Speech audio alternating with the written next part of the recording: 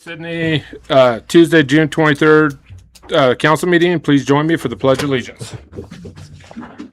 I pledge allegiance to the flag of the United States of America and to the republic for which it stands, one nation, under God, indivisible, with liberty and justice for all. I want to thank everybody for showing up. The Open Meetings Act's over there on the west wall over there. Can I get a motion to excuse Councilman Kirkman? I'll make a motion to excuse Councilman Kirkman. I'll second. Coons, Yes. Bondegaard, Yes. Radcliffe, Yes. Lee. Yes. Approval of the council minutes from June 9th. Is there a motion? Comments by the public. Or are there any comments by the public? And if you have public comments about the fireworks, we ask that you wait till agenda 5.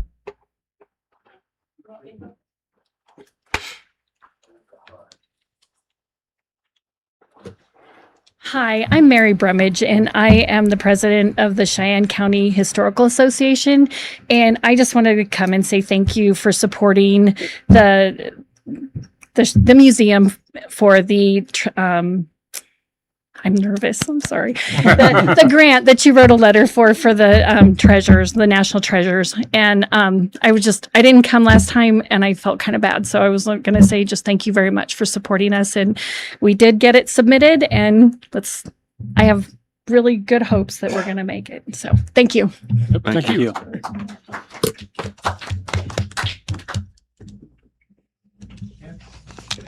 I'm Ken Goy, and on behalf of Sydney Gold Rush Days, I'd like to thank the City of Sydney for all the support they give for our community festival. Not only the financial support, but the tremendous amount of work that the Parks Department does for us, moving bleachers and tables and marking sprinkler lines and trash cans, and all the hours they spend. The Transportation Department for running our tour buses, and the Electric Department for all the special hookups they do for us, and Police Department for keeping an extra eye on us. And so I don't think we don't impact some department, or, I don't think there's any department we don't impact. And we just appreciate your support, because without that, we wouldn't be able to put on that community festival. So thank you. Thank you. Thank you. Is there any more? Okay. Economic Development Citizens Advisory Review Committee. 12 minutes. Approve the minutes. Oh, shit. Sorry. Approval of council minutes. I'll motion to approve the council minutes from June 9th, 2026. Second. Bondegaard, Yes. Radcliffe, Yes. Lee, Yes. Coons. Yes. Okay, now on to number 4, Economic Development Citizens Advisory. Good evening, Mayor and City Council. Josh Hanson, City Manager. The Economic Development Citizens Advisory Review Committee currently consists of 7 members. Of the Economic Development Plan provides for committee members to range from 5 to 10 members. Michael Leiniger previously served on the Economic Development Citizens Advisory Review Committee, and his 4-year term has expired. During his tenure, Mr. Leiniger has been an active and engaged member of the committee, regularly attending meetings and providing valuable insight and expertise that have helped shape the economic landscape of Cheyenne County. Mr. Leiniger has expressed interest in continuing his service and is willing to serve an additional 4 more year term with the committee to further support our economic development efforts. So at this time, I do recommend that the council approve the reappointment of Michael Leiniger to the Economic Development Citizens Advisory Review Committee for a term of 4 more years. Alternatives, council could choose not to. And we are going to try to up those numbers. Again, we're at 7. We can have a capacity of 10. Over some of the recent trying to get quorum established, we've had some difficulties with just their everyday jobs and stuff like that. So we are looking at re-advertising for the Economic Development Citizens Advisory Review Committee. And just to give everyone a reminder, that goes with the LB 840 plan that was voted in 2018. So anything that the city does in utilizing expenditures expenditures through LB 840 funding has to go through the Economic Development Citizens Advisory Committee. Even with what we're doing through economic development, as far as working towards a corporation, that still will not change moving forward. Everything through LB 840 has to go through the Economic Development Citizens Advisory Committee first, and then would be brought to the mayor and council for final approval. Questions for Josh? I'd make a motion, we approve Mike Leininger to the Economic Development Citizens Advisory Committee. And I will second that. Radcliffe, Yes. Lee, Yes. Coons, Yes. Sondergaard, Yes. On to ordinance 1890, fireworks within the city limits. Josh, before you start, I got something I'd like to read. Absolutely. Good evening. As we look ahead to the 4th of July, we need to talk openly about fireworks during this year's drought. Sydney has a long tradition of celebrating with fireworks, and many families and local vendors and school fundraisers depend on that tradition. At the same time, our region is facing unusually dry conditions. My goal tonight isn't to push for one outcome, is to make sure we understand the options clearly. Some residents want to allow sales and discharge of fireworks, trusting that people will act with responsibility. Others believe we should ban fireworks. We will continue to listen to our fire chief, first responders, our business, and our residents. Whatever decisions we make, it will be guided by one priority: protecting our community while respecting traditions that matter to Sydney. Go ahead, Josh. All right, perfect. Thank you, Mayor Bonnegaard. Just so I'm not reiterating what you said as well, too, well said. And I just want to let the public know, too, just like every decision I make as city manager, I rely heavily on our department heads, and their expertise in their respective fields. Chief Butts and I have had multiple conversations over the past several months on kind of the conditions and kind of where we're at as far as the potential of banning fireworks, if that's what council so chooses to move forward with. And speaking with Chief Butts, several factors were identified that really should be considered before we're evaluating whether or not the fireworks ban is going to be necessary. One important consideration is the potential unintended consequence of restricting fireworks within city limits. Such a restriction could encourage residents to use fireworks in rural areas, while fire risk is often greater and emergency response time may be longer. Looking at the fire department's data for the past 5 years, there's been only one fireworks-related incident reported in the rural district. Within city limits, the department averages approximately 3 to 5 fireworks-related calls per year. However, the majority of these calls are not associated with the active use of fireworks. Instead, they typically involve the improper disposal of fireworks after use, including small residual materials, debris, or packaging. It is also worth noting that most firework activity within the city occurs in residential neighborhoods where properties are generally well-maintained, well-irrigated, and manicured lawns to help reduce the fire risk. Additionally, in talking with Chief Butts, the fire department has committed to strategically staging crews throughout the community from July 1 to July 4 to improve response capabilities and ensure personnel are positioned in areas where they can respond quickly to any potential fireworks-related incidences or other emergencies. So based off these considerations and speaking with the expert, as Chief Butts, the overall risk does not appear to justify the fireworks ban at this time. Rather, in talking again, continued emphasis on public education regarding the safe use and proper disposal of fireworks appears to be a more effective approach. However, any decision ultimately rests with the mayor and city council. And in talking with Chief Butts, I think on our side of things in the city level, and again, we know that the mayor and city council have the ultimate say. We've talked about options of potentially reducing the amount of days in which fireworks can be discharged.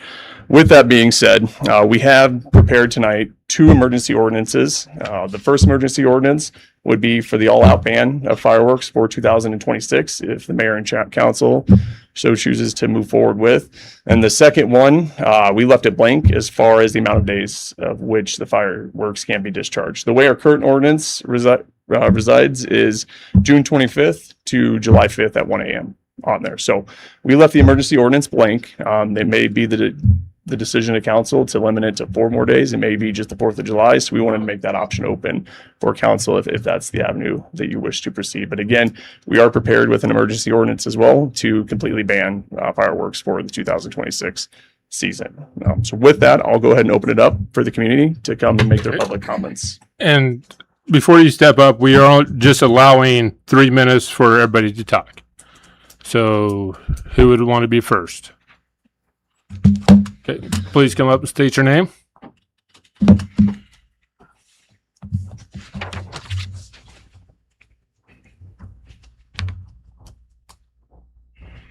My name is Richard Vincent. I appreciate the opportunity to step up here. I think some of the things that we're talking about with the city manager and having fire departments separate out in different areas, the one thing that we're forgetting about is because of the drought that we're in, is our homes are more susceptible to fires as well. Not only are the areas dry, but when we are in a drought such as we are now of 120 years, all the moisture in the ground is pulling from everything it can get, trees, homes, your foundations, even the roofs that you have on the top of your house, because there's not enough moisture in there, are becoming dry and more acceptable to fires. Yes, we haven't had a problem in any major fires as far as 4th of July, but let's look around us. Look at the map of the United States right now, and every state has a wildfire. Utah just started Fire Lake, and it's consumed 100,000 acres with zero containment so far. They're in a drought. Wyoming's in a drought. Colorado's in a drought. Lake McConaughey has dropped down to less than 43% already. It started the year at 56%. Yeah, the Morel fire was there, and it used a lot of water. We get that. But with the drought, it's going to keep dropping. What are we doing, or how are you going to get the public to understand, the ones that don't already understand, what the potential fire risks are? What are we going to do about that? So we're going to put 5 crews out. Do we have 5 fire trucks? Do we have 5 fire trucks that have water pumps on them that can handle a house fire? And we get one fire and then all the trucks go to that one house, then what? I just think that this year, putting a ban on fireworks sales and letting them go off, other than professionals, is a good idea. Now, I'm a veteran, so anybody says, oh, it's our freedom, blah, blah, blah. Fireworks weren't even created by us. They came from China. They started it back in 1876. So don't give me that. That's not how we celebrate who we are or what we are.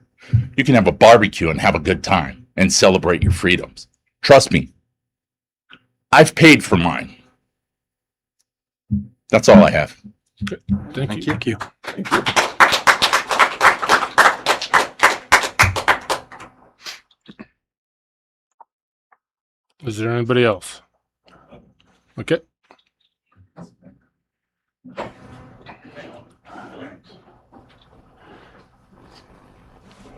I agree with everything he just said. Say your name. State your name, please. My name's Art Brumbaugh. I agree with everything he says, but take in consideration the city of Sydney is already providing the show, correct? Why do we need extra shows?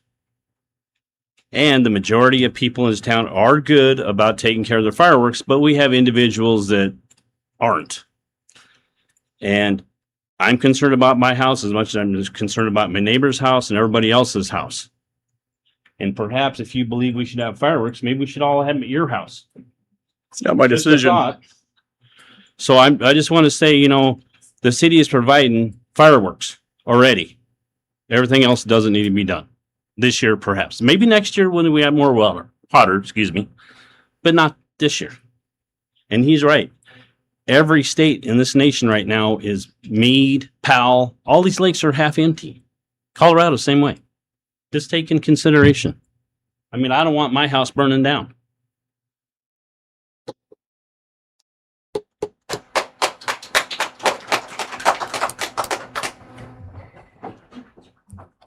Hey.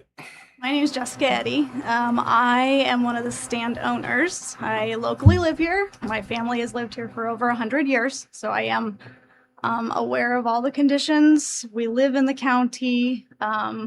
We're cattlemen, so I understand all that. 100%, I'm not arguing that we're in a drought, but I am a small business. My sister and I 100% own and operate our stand. We employ about a dozen teenagers. It's their summer job. There's a lot of tourism that comes in from fireworks sales. We get a ton of people that come in not only to buy fireworks, but fuel, hotels, food, shopping. A lot of sales tax comes in from fireworks. Our stand personally, we're chamber members. We donate all over the community every year. Our roundups this year are supposed to go to the Cheyenne County Fire Departments. I think instead of a ban, maybe we focus on educating people, making sure that everybody does have buckets of water, everything that you need for fireworks safety. I understand there's a risk. There's a risk every year. The people that are so opposed to it right now, I would love to go back and see how much they were opposed to it last year and the year before, because we see the hate every single year. So I'd like to just make sure we see both sides of it. Appreciate you guys. Thank you. Jessica.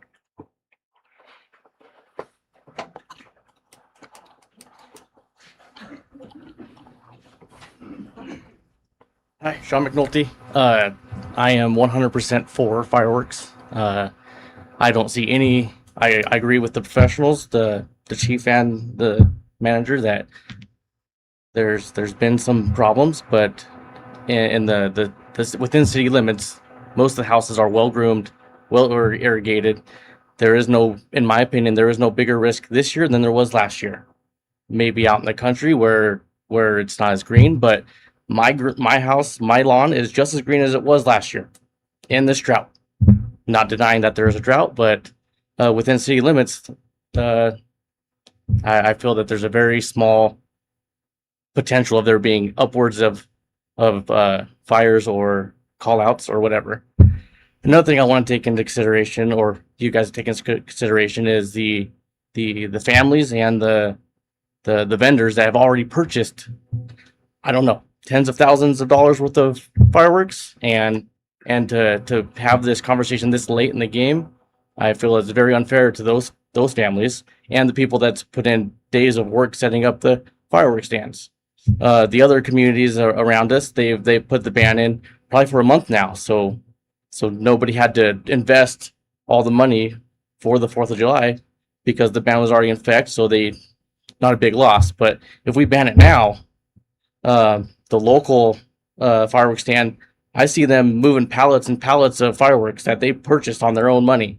So what do we do about that? Is that something that is going to be addressed? Because it's a big hit for a family that looks forward to this for, I don't know, 50 some years. And I know my children look forward to going to that fireworks stand and talking to the family and getting their free little fireworks, because that makes their day. It makes their day, and they come back and they say, we got something for free. And I'm like, cool. Even if it is a little tiny firecracker. On the interstate, they've already set up all the tents and stuff. What about the 20 hours or so and the investment for those local or those vendors that paid people to set up those? Are we just going to say sorry about it and you got to eat that cost? There's a lot of cost that's already been invested. And in my opinion, this late in the game, I think it's not fair to cancel the 4th of July this year. Thank you. Thank you.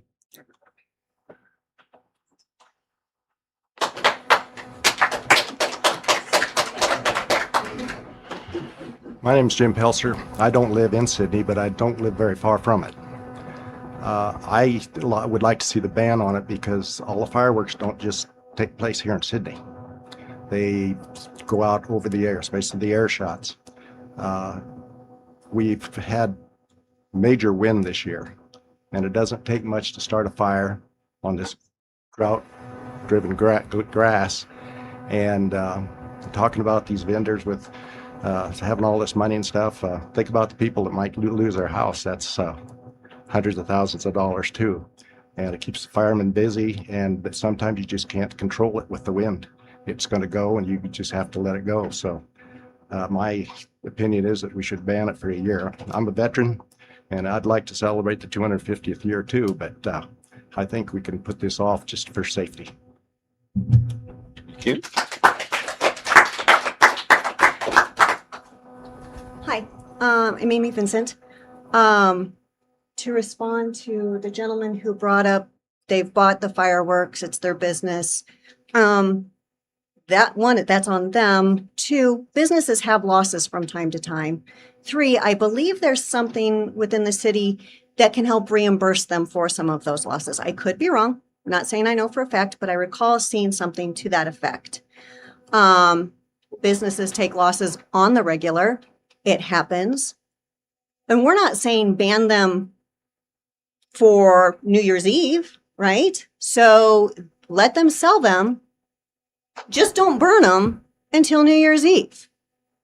Have a ban on all fireworks being set off until New Year's Eve. The other thing about the green lawns, not all the lawns are green in Sydney. Not all of them. You can tell me yes, but they're not, including mine. My backyard is not, and we water. A lot of people can't afford the extra water it's taking to water their lawns right now because of costs. So not everything is green and lovely. And even if it was, that doesn't stop your house from burning when fireworks land on it. My husband has stated he's a veteran. We do not do fireworks. He has severe PTSD. We try to keep things at a minimum in our house, at our house. But yet every year we have fireworks in our yards, on our cars. My tonneau cover was burnt last year by fireworks that we don't set off. And on our houses. So explain to me how you're going to stop that from happening unless you ban the fireworks. Roofs go up like that. Houses can go up just like that. The other issue, and I've lost my train of thought because I have squirrels. I apologize.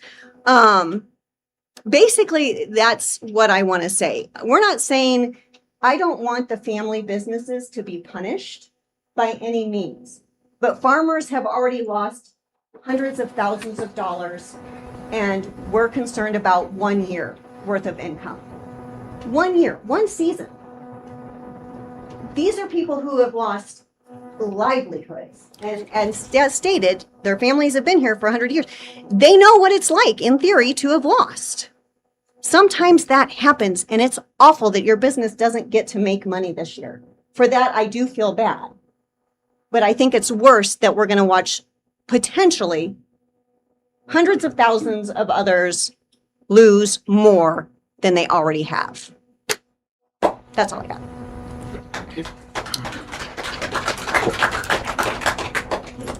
Next.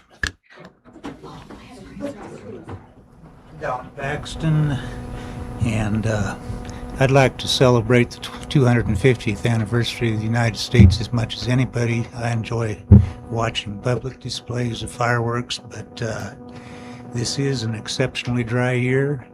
I'm a former scoutmaster, and for years we went up to Fort Robinson replanting trees after that fire they had up there, and sounds like it's all gone again. I've got a son-in-law that's a fire chief in Dix, and he spent days fighting that fire up in the sand hills that went all the way down to McConaughey. So this is an exceptionally dry year. I'm going to say if there is any kind of a compromise reached, it would be nice if there was a big open concrete parking lot like Walmart or somewhere that people could go and set them off safely, and it could be supervised and monitored, and put the word out that if anybody sets them off on their own and starts a fire, that they're personally responsible, so that maybe that will make people be a little more concerned about being safe. But yeah, I know the tents are already set up and stuff, so I don't know what's going to happen, but got to look at both sides of it here. Thank you. Thank you.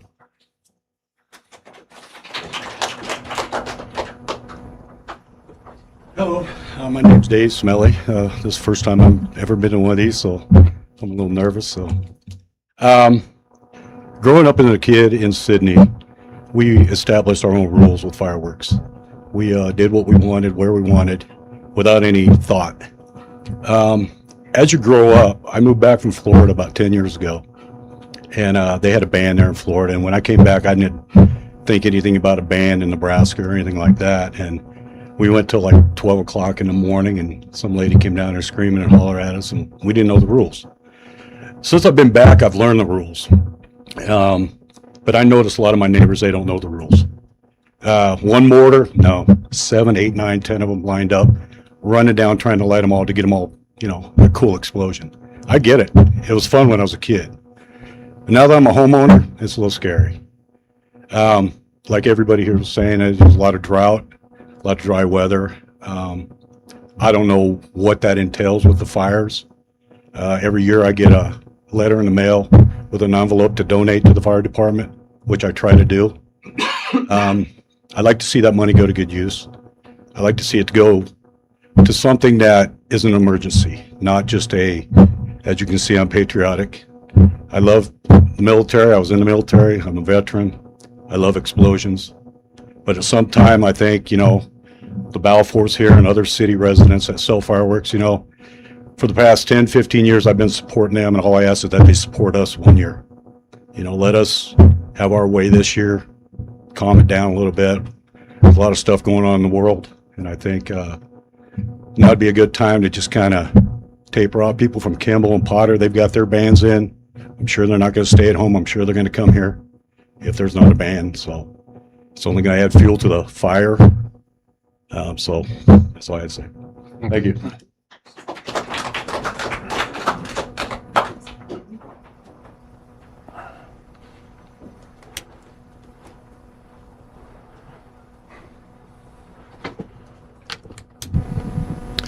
Good evening, Council. I have a tremendous amount of empathy for you four. You have to make this decision. Excuse me, Eric Poole. Thank you. I have a tremendous amount of empathy for you guys. You have to make this decision. It's a tough one. I don't like bans. They have unintended consequences. You look at the United States Constitution, the Second Amendment, it's firearms. It's given to us as a right. But when you walk in this building, they're banned. The only one carrying a gun right now should be that chief of police over there. Right? Bans. Why do we do it? Public safety. Does that justify it? I guess we have to ask ourselves that question here. My concern is cattle heads are at 75-year low. Cattle head inventory hasn't been this low since 1951. The last thing this county needs is another fire killing cattle or grassland. That's another problem that concerns me. This is the 250th anniversary of the founding of this republic. I'm a diehard fireworks guy. I came from a state where you couldn't use them a lot when I grew up. So when I came to Utah, came to here, we could use them. So I'm torn on this issue. But I have to consider the public safety. Houses and cars can be replaced with insurance, but your personal effects can't be. If your house burns down. So I think this council, I just hope that you take your time, you consider it. I saw Josh's opinion. He drew a conclusion, set policy. I didn't agree with that. I just hope we haven't muddied the water of the policy and the process, that you please do your due diligence, make your decision, and not a recommendation. I don't agree with having a sixth councilman sit in the city manager's seat. So, I appreciate you guys having this forum and allowing the folks to speak when the agenda item is up, and they can voice it when it's live. So I wish you the best of luck, and I appreciate what you guys are doing. Thank you. Eric, 1 second. Can I quote what you sent me? Can I quote a text message that he sent me just the other day? So Eric asked, "Is it right if we're banning?" I sent him a letter that Matt Butts sent me. Yes. Sorry, I didn't hear Eric accept that you could. Yeah. Is it okay if I share that? Yeah. The text, I read Matt's.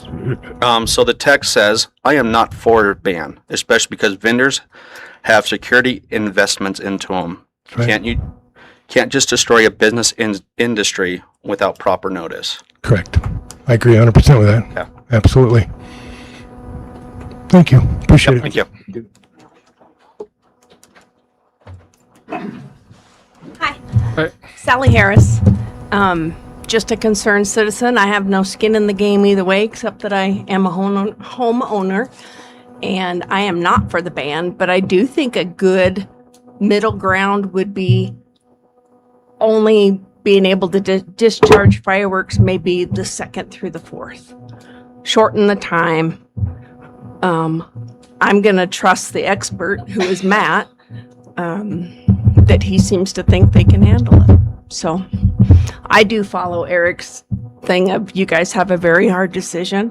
I do think it's too late in the game to make this decision. Should have been done a month ago. So good luck. Thank you. Thank you.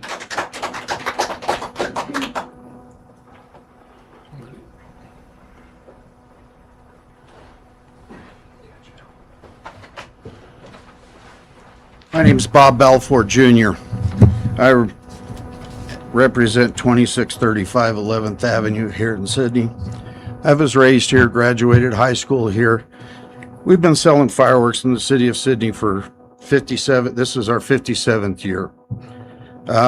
This year is the 250th and we're celebrating our independence and freedom.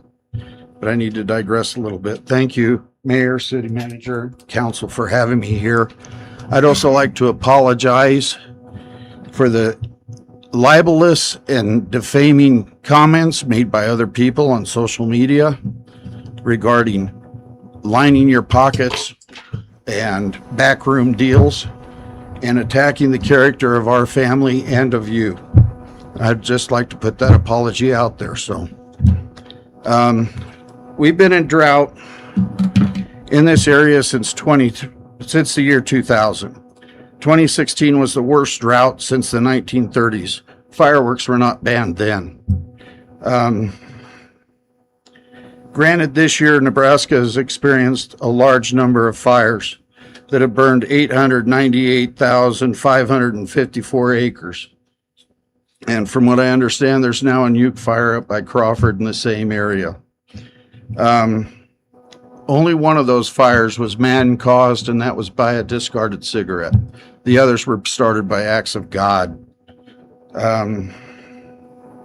Lightning strikes went and downed power lines. Our family is invested in this community. We've donated for years to Folds of Honor. In the last 5 years, we've raised over $70,000. Folds of Honor is a scholarship fund for families of severely disabled or deceased veterans and first responders. We provided fireworks for the local football games. We put display on annually for the residents of the OHD. And we've donated to the library and the Masons golf tournament every year, as well as other charities, not only in this state, but even in Wyoming. Let's see. The main thing with fireworks safety is using common sense. You know, run your sprinklers, have a bucket of water ready. Make sure you drown your fireworks after you use them, and don't put them in the dumpster or the trunk of your car like we've had some people do while they're still hot. Having been a nurse that worked at the State Veterans Hospital in Idaho, I have dealt with veterans from various stages of PTSD and disability, and none of them are bothered by the fire. In fact, some of them beg to go to the fireworks. Hey, no. Hey, no. In my experience in dealing with them as a nurse, is what I said. That's maybe your opinion, sir. Hey, no. Not an opinion. I get it. That's your opinion. Not an opinion. Give him a respect. That's your warning, okay, That's sir? why he's going last. Mr. Belfer, you were at your 3 minutes, by the way, as well. Okay. Yep. Thank you. Thank you, sir. Thank you.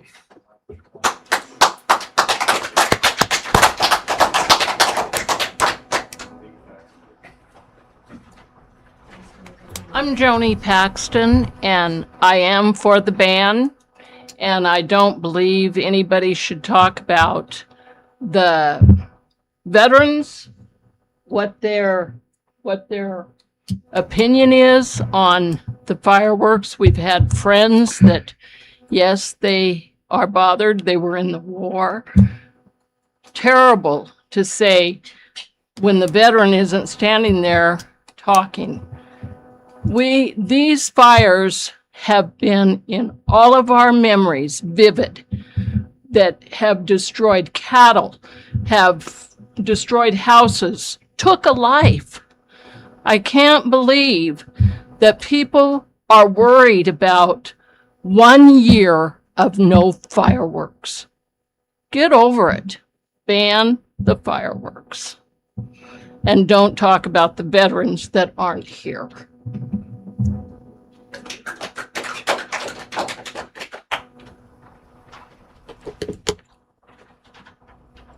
Hi there. My name's Ross Balfour. I am a veteran with PTSD. Fireworks are soothing for me. One of my best friends has 90% disability from PTSD. He lights fireworks with me. He finds it soothing. All of the other veterans that light fireworks with me find it soothing, just like the ones that go to the firing range. It's soothing. There are many organizations that sponsor veterans to go hunting and light fireworks because it's soothing for them. If it's not, they don't go. It's that simple. The fires in the state, very few, the top 5 across the country, are not started by fireworks. Arson is ahead of fireworks. And you can look it up. Google it. It's easy. Okay, let's quit pressing the bear. Let's Thank quit you. pressing the bear.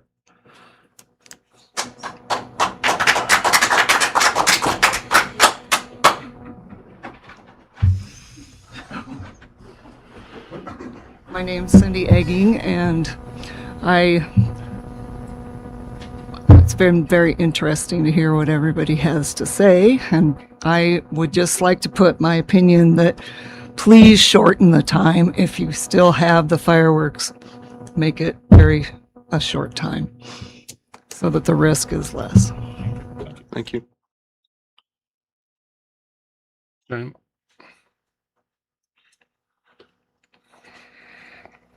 My name is Bob Garrick, and I'm not for this ban at all. We've been lighting off fireworks for 250 years, and I think we need to keep on celebrating this for as long as we possibly can, because one day we won't be able to light off no more fireworks. Our government will force us to stop lighting off fireworks, and we can't allow that to happen. Lightning starts more fires than anywhere else right now. Not fireworks, okay? So if we stop this year, next year we're going to be coming back again, having the same thing again, over and over, all because of a drought when lightning is going to be starting these fires. That's all I have to say. Okay, thank you.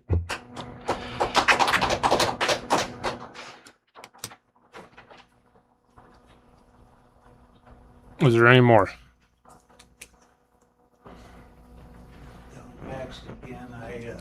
Forgot to mention that wind seems to be the biggest issue with these fires. If you can take it day by day and watch the red flag warnings, and if the wind is high, put a go or no go if you're gonna do it. Because it seems like every one of these fires, like the Palisade fires, the one at the Sand Hills, if the wind is up there and a spark hits, it's gone.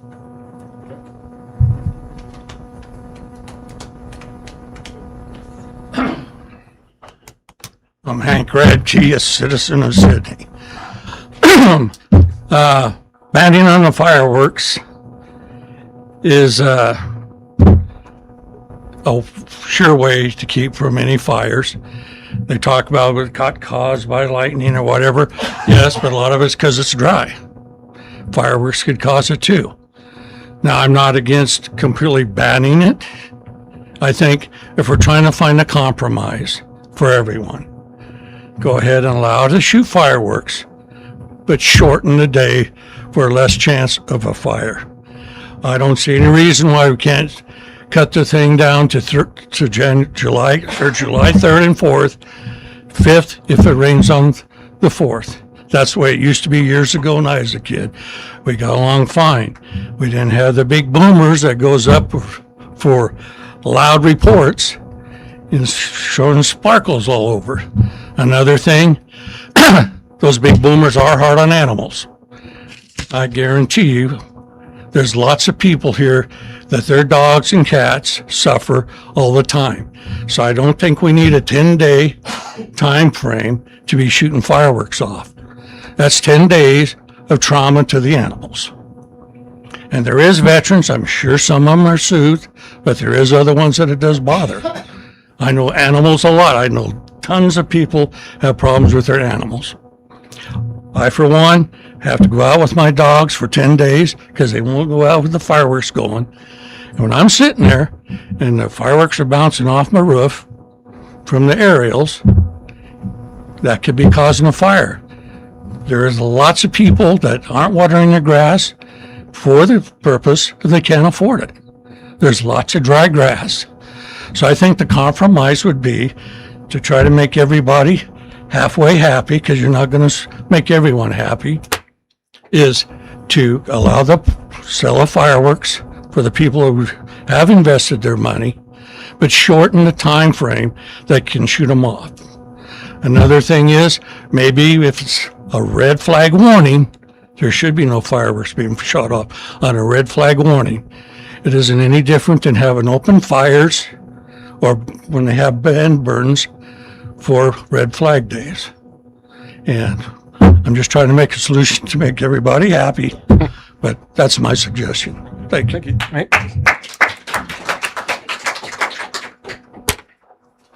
Is there any more? Is Chief Butts out there? Would you like to talk?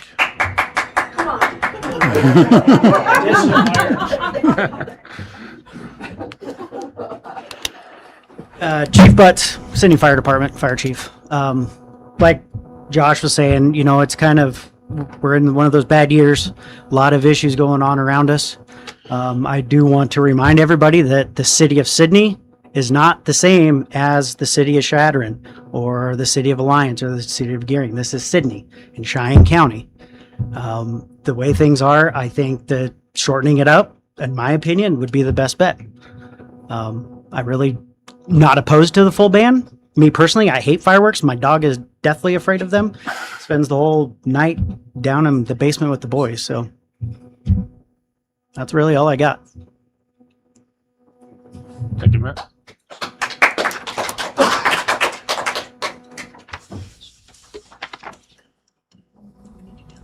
Is there any more? Do we got any statements? I got a couple. I spend probably 95% of my day driving around town. Kimball to Chapel, Oshkosh, Llewellyn. 95% of the homes that were dry last year are dry this year. 95% of the homes that were wet last year are wet this year. It's the same thing. I took some time. I talked with a fireman from Gearing, talked with Mark Onstadt. I have a brother that fights fires, was actually shipped out to Oshkosh, and asked his opinion on it. And every majority of them all voiced their opinion that the minute that you ban it inside city limits, you're going to push them out to the county where there's nobody out there, that within an hour that thing can be miles and miles from where it started. That's my fear on number one. Number two, and if Balfour's are all right with me saying their names, they invested $110,000 this year in a new building and fireworks. You have, may I say Jessica and her family have spent a ton of money on it. The school themselves raised $300,000. $30,000 of that goes back to kids. Talking with one of their coaches, they buy shoes for their cross country team for kids who can't. I understand that the fear of the families in town, but it also, the amount that this money goes back to veterans and to the school systems has to be weighed into. And with the water the way it is and the way that people keep their lawns inside city limits, I'm right with lowering it. But a complete out ban would destroy a lot of these people, in my opinion on it. Rob? I have to agree with Jeremy. I'm not for a all-out ban. I mean, I was born and raised here. We've been in a drought since 2000, if not before. 2016, if you look it up, that was one of the worst years. I would like to see it reduced. I know it's been a bad year, and I do kind of like the idea with the red flag warning that Hank brought up. If we have a no burn ban, then there's no fireworks, but I don't want to see a shut down the businesses for it. Okay. I got some comments. First of all, let me come clean that I have spent $0 on fireworks probably in the last 5 years. But I'm not for the ban. I'm for some sort of reduction of it. Just like Jeremy said, I think this year isn't that much different than prior years in the city limits.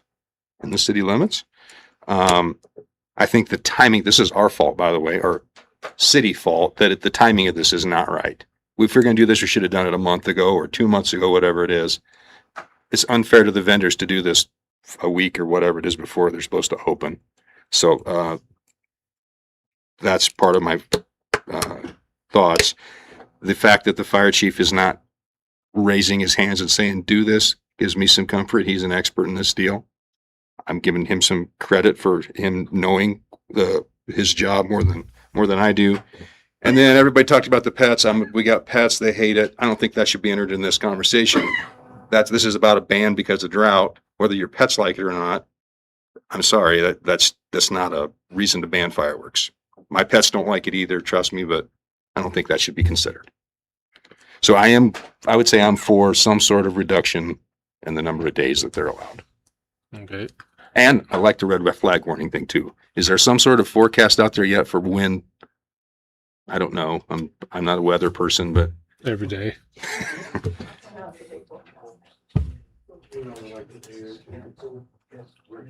That's my opinion. Yeah, and I'm not for the ban either, but talking to some people up in Bridgeport, they are not doing anything.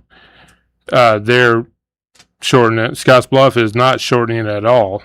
Gary, they have 1 day that they're not going. So Scottsbluff and Gary both go on sale the 25th, but you cannot discharge until the 28th in Scottsbluff and the 29th in Gary. Oshkosh, talked to people up there.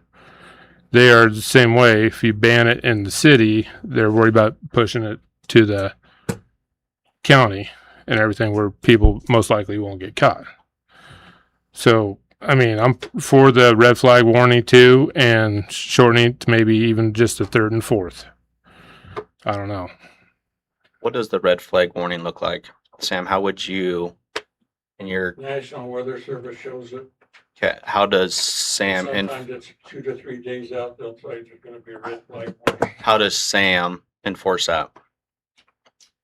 So if there's a red flag warning, we drive by, make sure it is going on, and we can actually cite for that. People who are lighting them up. If someone's lighting them off.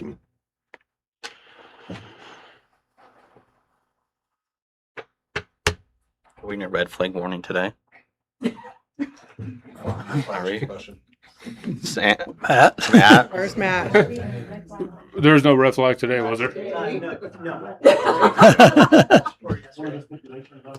On the red flag. Well, a lot of it's dependent on where the relative humidity is and what the winds are forecasted to be and what the temperature is. So as far as like burn permits and stuff, we don't do anything that is on red flag warnings for open burning. Anything that is over 20 mile an hour winds are not allowed for that. So that's kind of they're pretty close to their bases too. I think they go about like 25 to the 45 mile an hour, but it just factors between everything between the humidity, temperature, and the wind speed. Okay.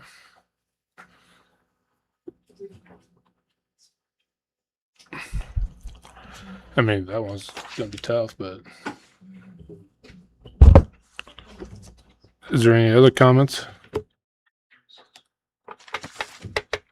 I guess how will we want this to read? I So I this is just the kind hard of part. scribbled something down if you'd like me to read it. Yes. Okay, and this can be modified, okay? I just put through an emergency ordinance, the mayor and city council choose to allow the discharge of fireworks, but limit the timeline from noon on July 3rd through 1 a.m. on July 5th, unless there is a National Weather Service red flag warning. And the rest of what Chief Butts said, I would have to get with him to clarify it for the emergency ordinance of what the red flag warning would look like. Okay. I think if we're going to enforce a red flag warning, I think we could lengthen it out. So that way, if there are days in that, if we do it for one day and there's a red flag, then it messes it up for everyone. We could extend it to the 5th. But to win on the 5th, what's the state statute on The on? way that it reads right now, under the provisions of ordinance 648.11, is that they can begin discharging fireworks at 8 a.m. on June 25th and end at 1 a.m. on July 5th. So you could continue with that. You could say, the mayor and city council could choose to maintain the current provisions of ordinance 648.11, allowing the discharge of fireworks beginning at 8 a.m. on June 25th and ending at 1 a.m. on July 5th, unless the National Weather Service issues a red flag warning.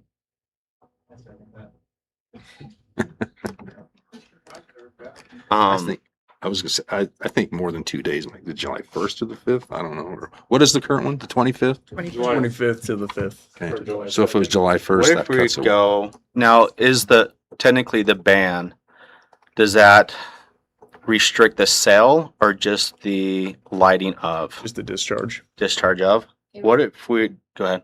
Sorry. It would just like Josh just said, it would prohibit the discharge of. They could continue to sell, but it would prohibit the discharge of. But you would need to clarify if that would include your town display as well, or if you're banning all fireworks. What if we'd go from start the 25th? What if we go like the 29th, which would be Monday until the 4th, through the 4th? Oh, selling or Well, you can't sell, and it doesn't matter. It's the ignition. The of them discharge. lighting off. discharge. Yeah. So you can start selling them on the 25th, correct? And then that Monday, the 29th, barring that there's no issues with red flag or whatever, that you could start then up until the 5th.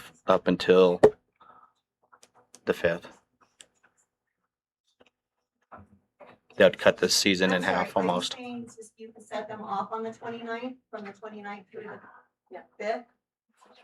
The third, is that what you're saying? Yes.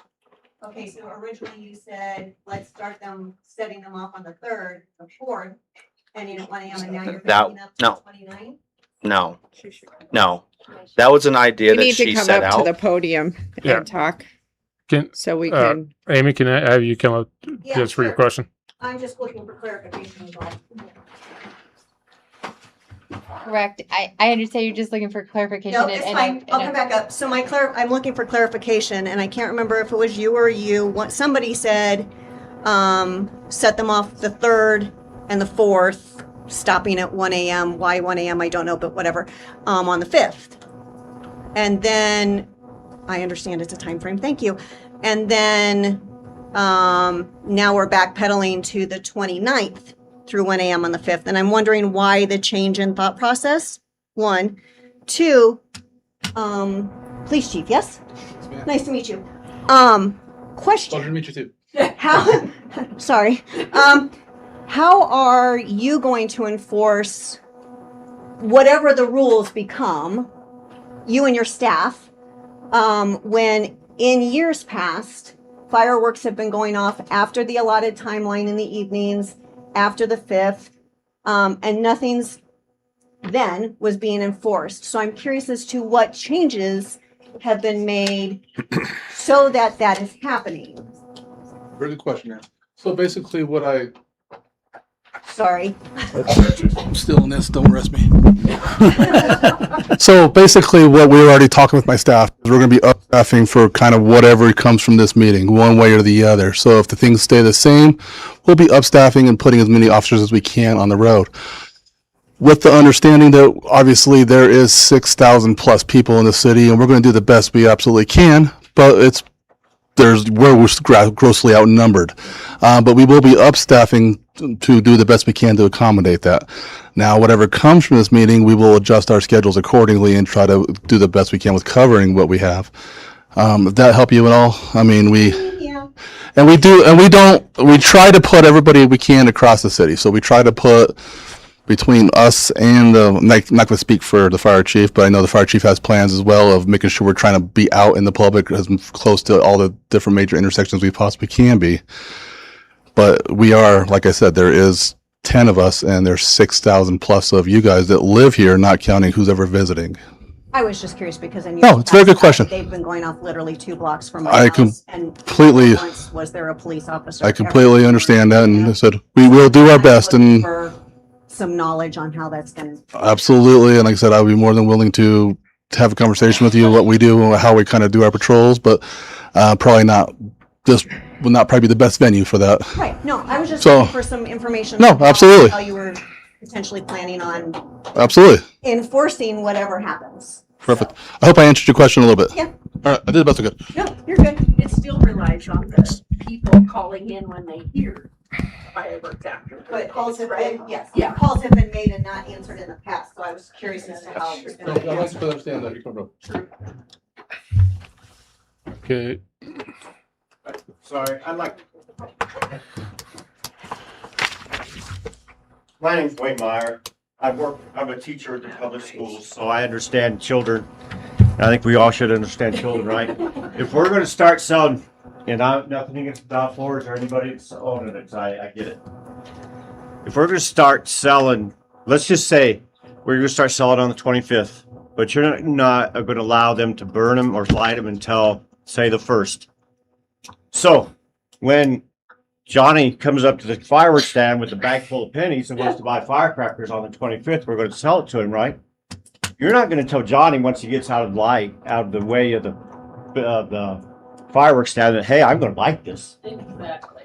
So I'm mixed on this, but if you guys are going to do something, it has to be all together, because I'd hate to see a bunch of kids have to get arrested or get fined for lighting firecrackers, because they're going to say they sold it to me so I could light it, because they don't understand. That's where I am. We got to make this, it has to be one or the other. It can't be we can sell and then light, because these young kids will not understand. And that's where their parents come in to. No, I'm a teacher. It doesn't matter what. You're right. I was raised here too. 20, 30 years ago, what parents said goes. Today, it does not matter. Nothing against parents, but it does not matter what parents tell our children to do, because they will do just the opposite just to spite us. So technically the ban does not outlaw the sale. It is just the discharge of it. So everybody can already sell them inside city limits no matter what. But it's the ignition of them is that we're having the discussion with. So, well, right.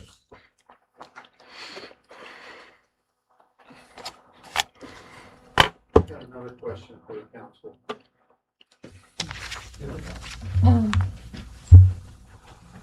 If you restrict, Bob Balfour again, if you restrict the sale of fireworks from the stands, is that also going to restrict the sale of the snappers and the other fireworks that Walmart has and some of the other retailers? I mean, Good question. Yeah. yeah, I just thought I'd put that out there. Just, Could we do anything as far as nothing above tree line level from a certain Right. time? Can we do, is that all fair game or is it? I believe it's all fair game. You can limit it as you want. What if we would do, Colorado does safe things with everything all the fountains, the snappers, the ground spinners. what if we would do that until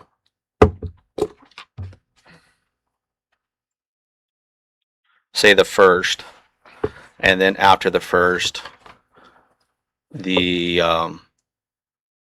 you don't like that idea? No, because then you. I don't like that idea. Okay. No. I really need a personal one of these. So I completely understand what we're trying to do here. I really do. I don't have a dog in the fight one way or the other. Either way, my guys will be on patrol. The one thing that I will kind of caution this council with, as well as the members, is the more that you make this convoluted, the harder it is going to be for us to find. Most of the fireworks that we have dealt with in the past, they do not tell me what they do on the package. So when I show up, we get calls from citizens. I get an idea, it's in this rough block that is shot up around this area, and I come around the corner and there's boxes everywhere. How do I know this? So I would prefer, my guidance to the council would maybe be making it more of a cut and dry rule, if all possible. Okay. I'll stop talking now, sir. Please feel free.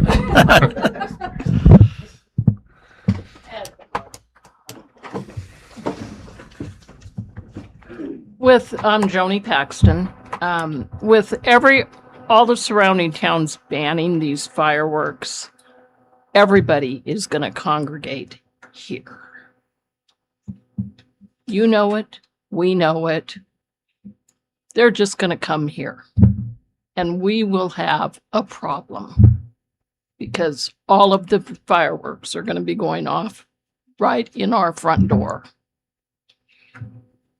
Think about that. So you think people are going to come to town to purchase fireworks and light them off on a random corner someplace? Yes. You do? Yes. Okay. I do, because all the surrounding towns are banned. I get that. I just, they don't have anything more better to do than drive to Sydney and light off fireworks? I don't. Marguerite, cool. You guys have a lot of work to do, and I appreciate you saying that you guys dropped the ball on this. But what I think you guys really need to consider is having a conversation or a joint meeting with the county, because nothing you do is going to be valid if the county doesn't participate in the process too. And yes, they are having a meeting tomorrow morning to talk about this as well. That's all I wanted to say.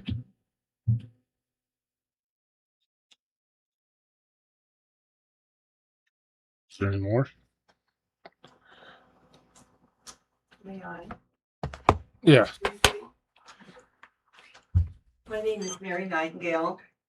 Thank you for allowing us to hear all this output. I came with some thoughts of my own, but it's been very educational to hear everybody else's opinion. And I appreciate that opportunity. I appreciate that you're willing to reduce the hours or work some way, or the days. And if we could take away the one, this little old lady would like to go to bed before a little earlier. But thank you. It's been informative, and I really appreciate the opportunity for everybody to get together and have a good discussion. Thank you.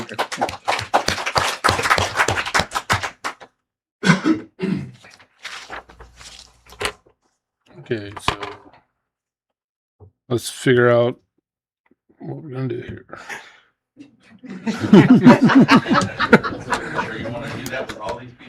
Yeah, we got to. You have to do that with all these people. I think you call it closed door and call it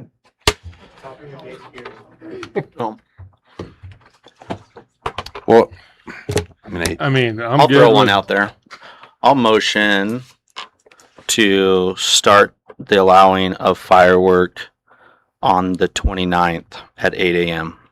through July 4th, ending July 5th at 1 a.m. Unless there's a red flag warning.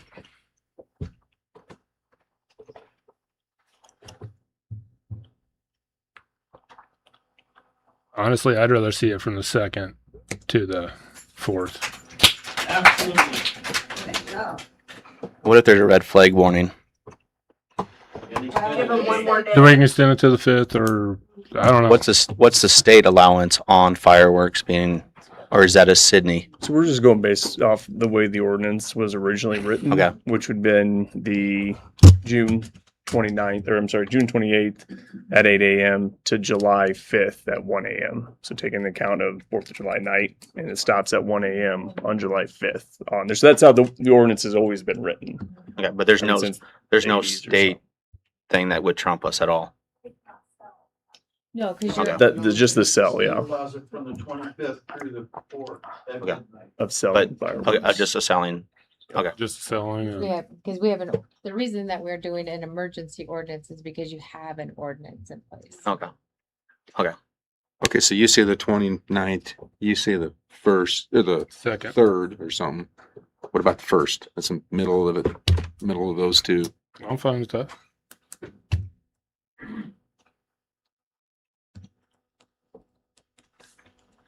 First through the 4th, or I guess 1st through the 5th. Red flag warning. No red flag warning. I guess how we gonna word this? So, okay, so let's do it again.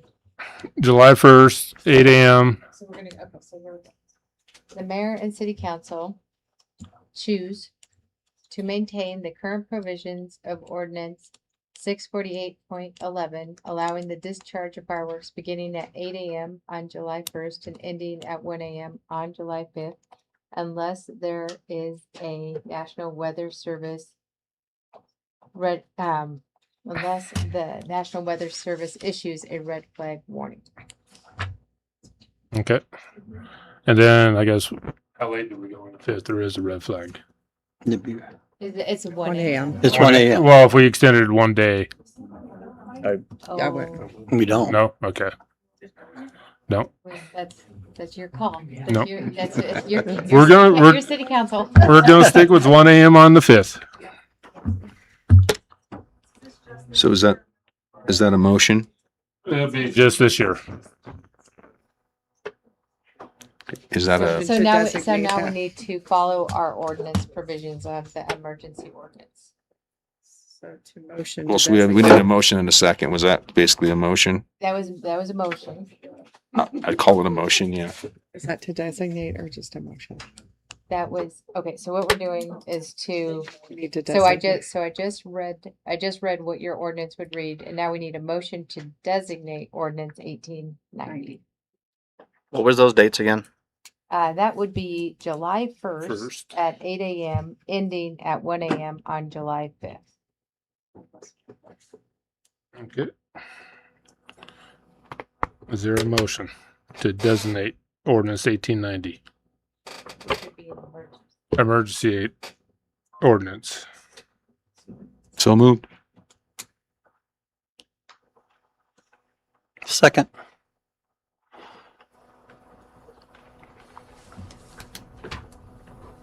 Lee,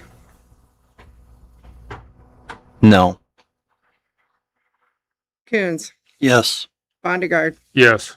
Radcliffe. Yes. Clerk, can you read the title, please? Well, I didn't know if I should read this or. Yes, that's Okay. Emergency ordinance number 1890, an emergency ordinance temporarily amending the permitted fireworks discharge period established in section 648.11D1 of the Sydney Municipal Code for the 2026 4th of July holiday period, providing for publication and providing an effective date. A motion to pass ordinance 1890. Emergency ordinance 1890. So moved. I'll second.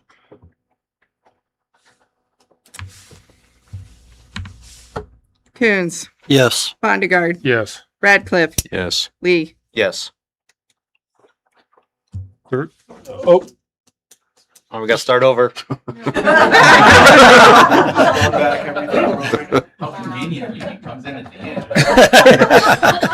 should we finish this first then? Okay. Clerk, could you read the number, please? 1890. A motion to publish ordinance 1890 in pamphlet form. So moved. Second.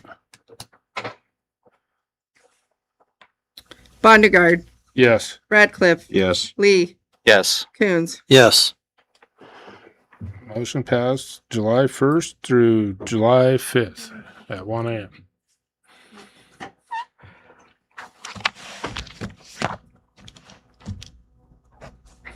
Now, do we got to have a vote to allow him in? Count in.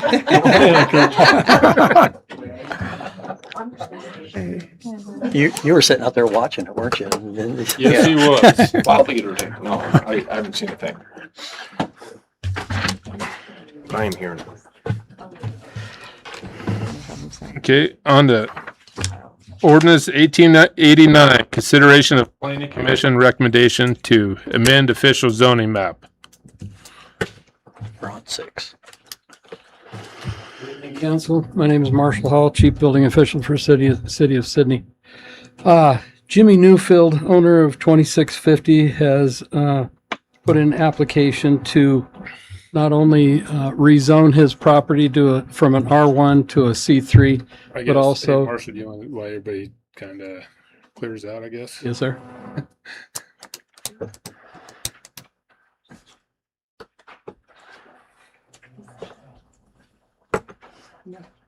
He didn't. Or the designated. He didn't vote to designate.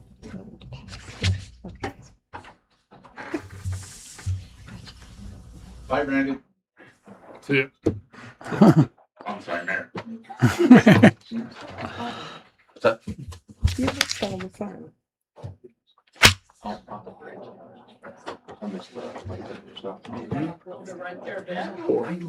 Drove here right from Playboy. I had to, Okay. Okay, go ahead. Okay, back to the beginning. Jimmy Newfield, owner of the property at 2650 Fort Sydney, has put in an application to rezone his property and to also ask for conditional use permit on his property. This is part number 1. In case you didn't know, Jimmy's property is right here, right there. He's got 2 or 3 C3s and a few C2 properties right around him. So this request is consistent with the surrounding properties. What his request actually is that he wants to run part of his business off of this property. He's in the trailer business sales, and so part of that is moving trailers across country. And when he does that, he would like to store some of them on his property as they're going through. He's been granted to move forward with the process through the Planning Commission. They gave their okay and blessing to do this. Now it's up to you. Jimmy, do you want to say anything? Okay, yes. Jimmy Neufeld, 2650 Fort Sydney Road, just what Marshall was saying.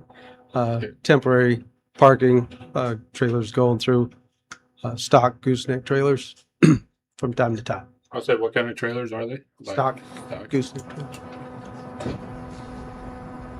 Yeah, Thank you, Marshall. So the great thing about his property is the whole rear section of the property to the west is totally full of trees. So from the road, you probably won't see anything. The only people who may see anything at all are maybe some people who live up on top of the hill. And I don't really think that they're going to stay there long enough to be a nuisance by any stretch. There any questions? Is there any And question? Planning Commission did their homework and they were okay with this. Yes. Oh, and I will put one more piece in there. Part of his request also is that when he's ready to, he will want a sign. At this particular point, he's talking probably 4x5 somewhere in that area. So, and also low to the ground. It won't be, this big, huge monstrosity. Is that correct? Yeah. Is there any questions for Marshall or Jimmy? Say thanks, Jimmy, for bringing it to us before you just did it. No, Yeah. We would have found out the other way on most other people. So. Oh, and by the way, he won't be shooting off fireworks over there. I like fireworks, but spit zero. Me too. So I'll motion to approve. What do we have to do? You do your motion to designate your. Motion to designate. Uh-oh.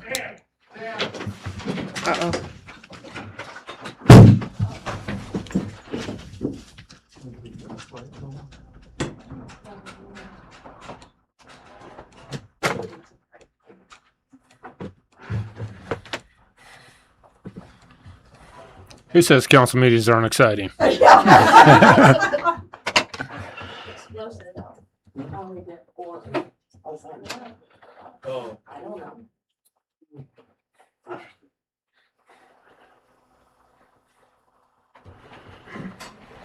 Okay. Is there a motion to designate ordinance 1889? I'll motion to designate ordinance 1889. Second. Radcliffe, Yes. Lee, Yes. Kirkman, Yes. Coons, Yes. Bondegaard. Yes.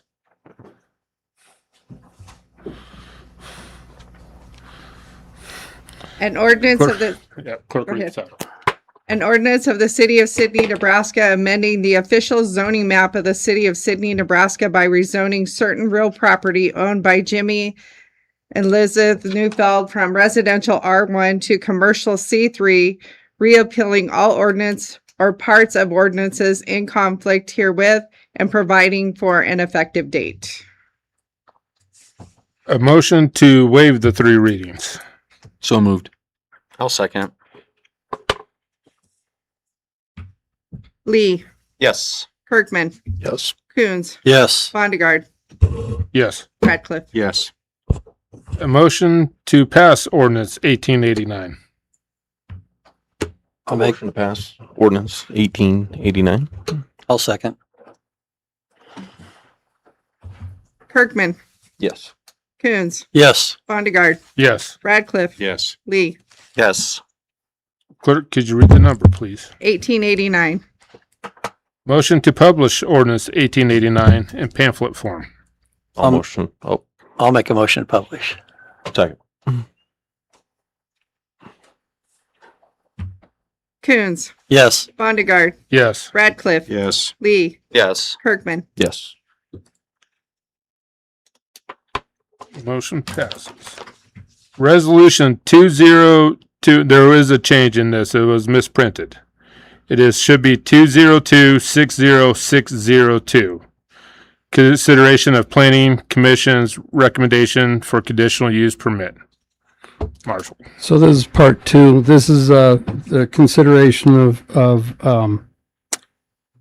for consideration of conditional use permit to also let this property remain as or to be used as a residential property as well. There is a house which exists on the property. Is this for the same property? Same property. Yes, same property. Oh, I can't. No. We gotta move.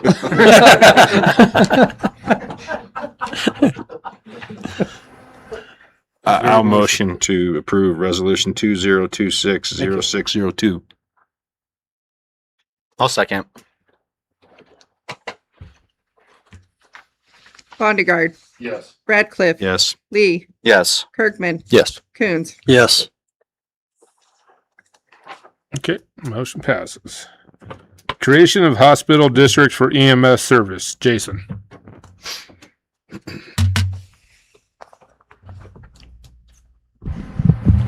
Good evening, council members. My name is Jason Pettick, and I am the CEO at City Regional Medical Center. And appreciate you packing the room for me today. No, serious issue. Appreciate your consideration and time in that. Obviously, a very difficult situation for you all.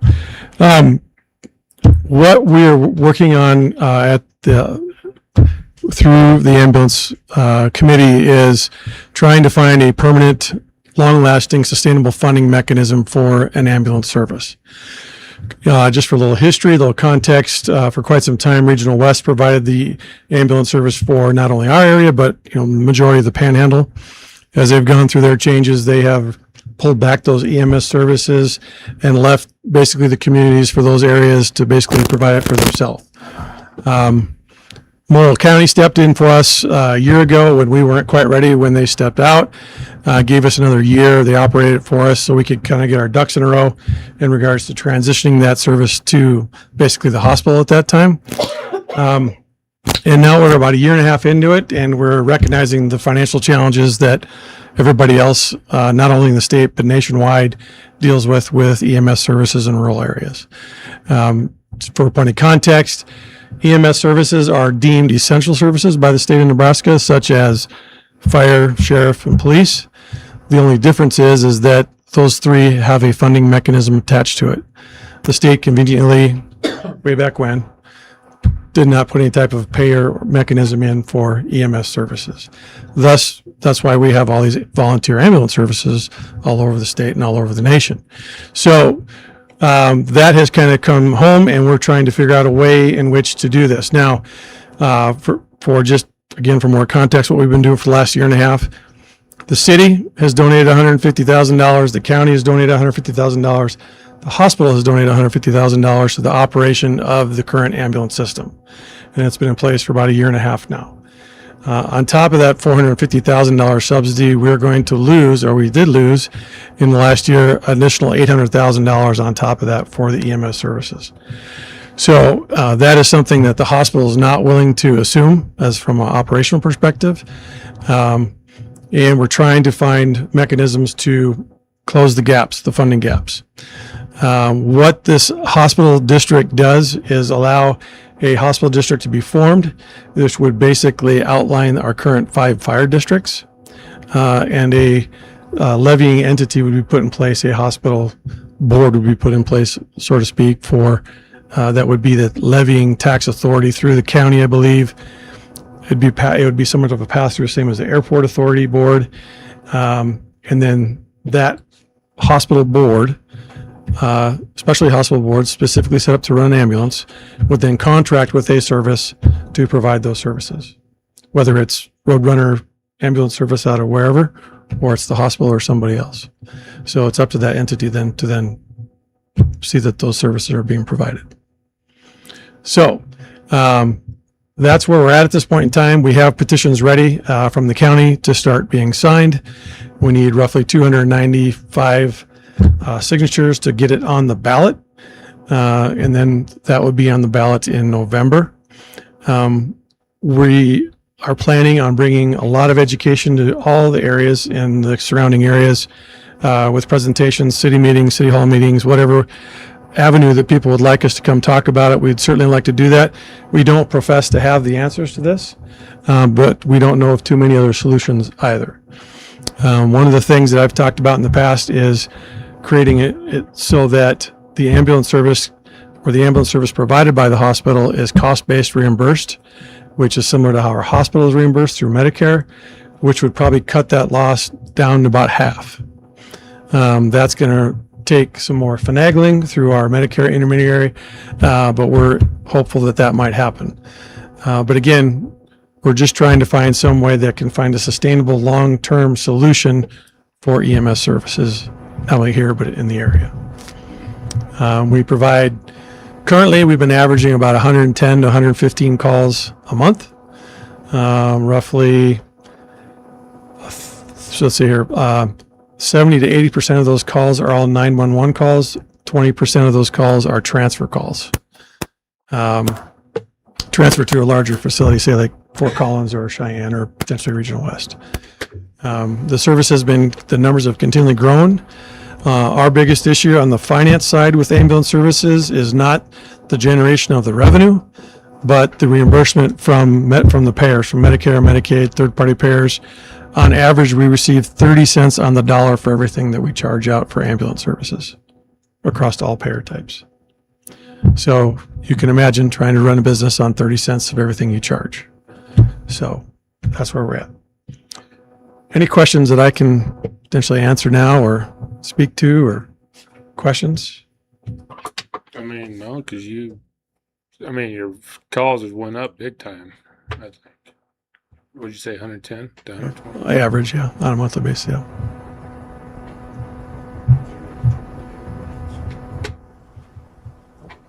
So as of right now, what will happen is you'll put that with 295 signatures, you'll put that on the ballot. And then after that, we'll have to figure out What? If it's passed, then that funding mechanism, help me, Kendra, does it go through the county? Do you know? Through the county, so it would be through the county, it wouldn't come through the city per se.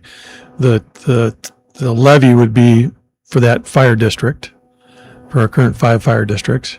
Okay. And then the county would collect the funds, pass them through to the ambulance, that board, and then that board would then contract for those services. Does that answer your question? Yeah. Yep, so there's not much that we can do right now for anything on that. Okay. No, and again, I had this meeting with the county about a month ago, just timing wise, we couldn't get here. We didn't want to really get out ahead of some type of announcement like this to the city and the county before we start having community meetings. We want to make sure that everyone's kind of aware, the governing bodies are aware of what's going on and what we're trying to accomplish and why we're doing it.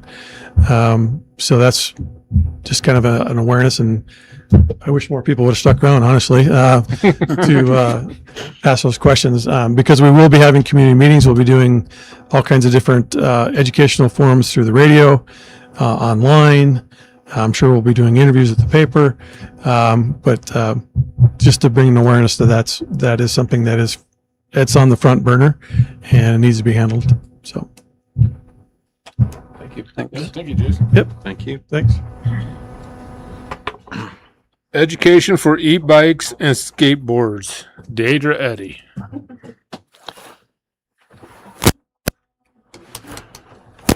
I'm Deidre Eddy, and I think probably the entire community or country right now, we are all worried about the e-bikes, and I know we've all heard people complaining, Facebook, all over social media about what's going on with these bikes. They're not paying attention.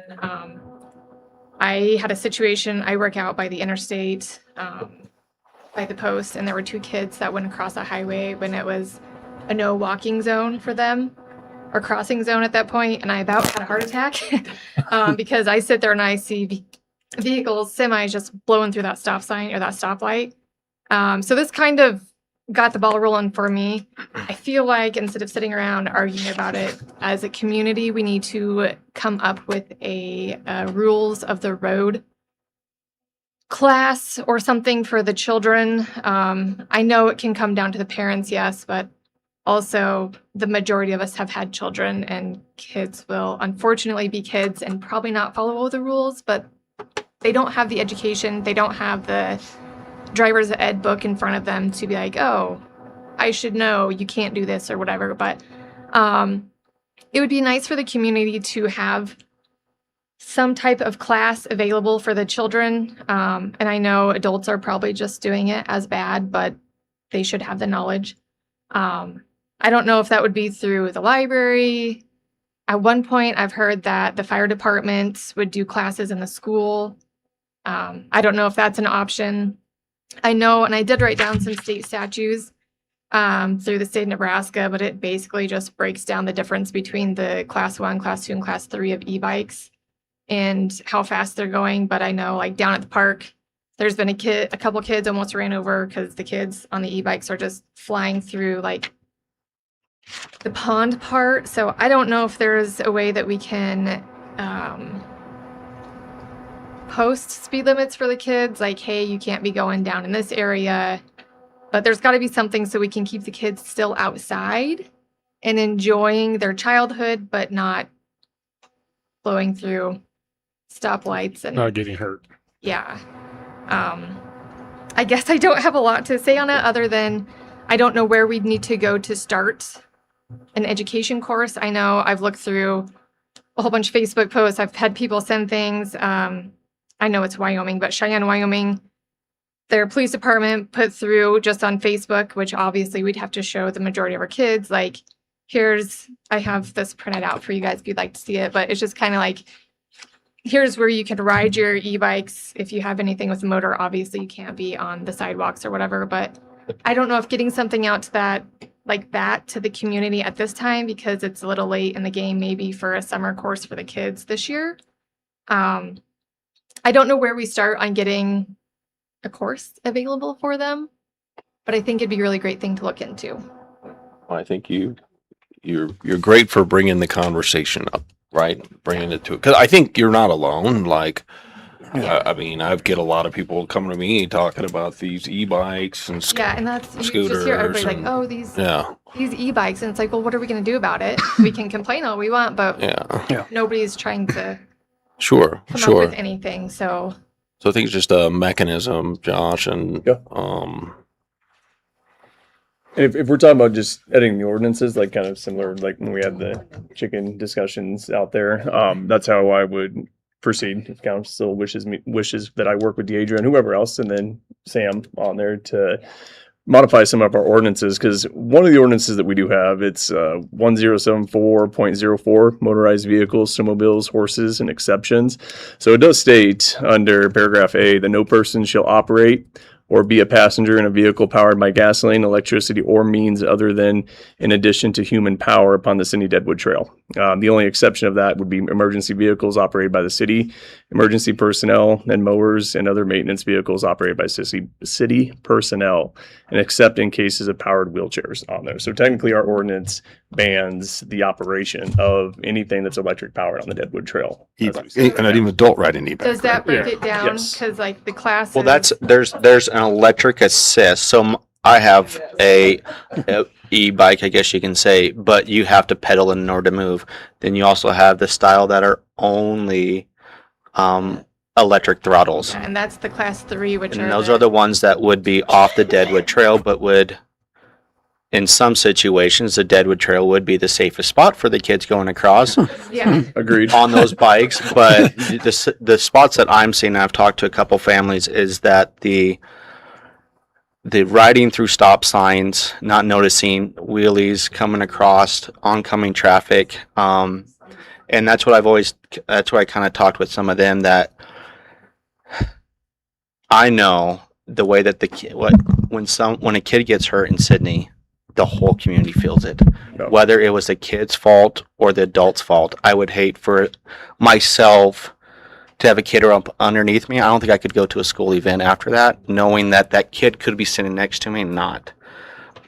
So I know it's a very gray area and it's very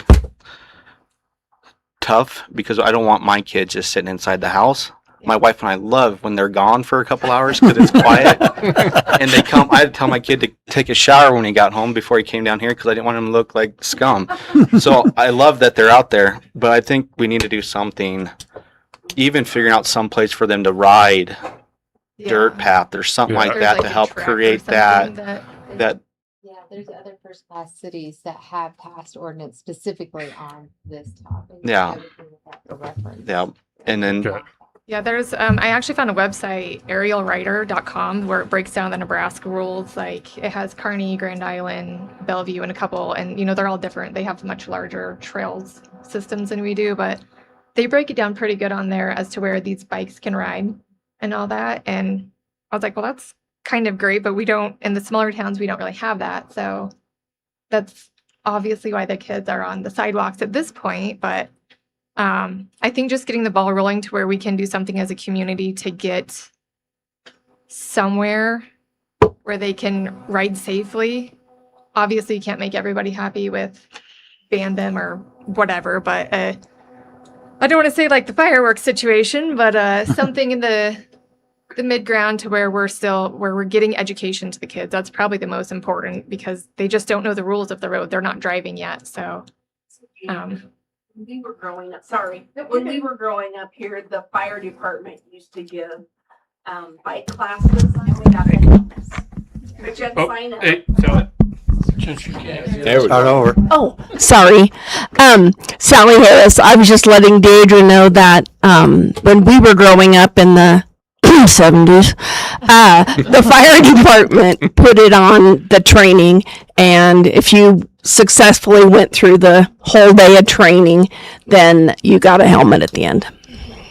and I have talked to a couple kids because I have 10 to 13-year-olds and nieces and nephews, and it's like, what would make you want to go to this class?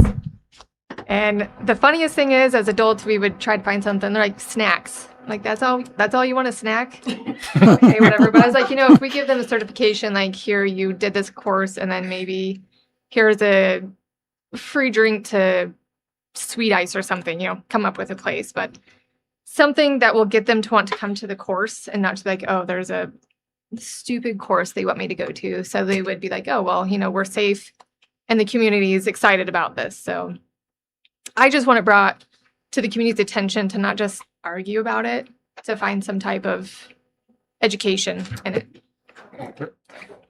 That's all. Okay, thank you, Deidre. Yep.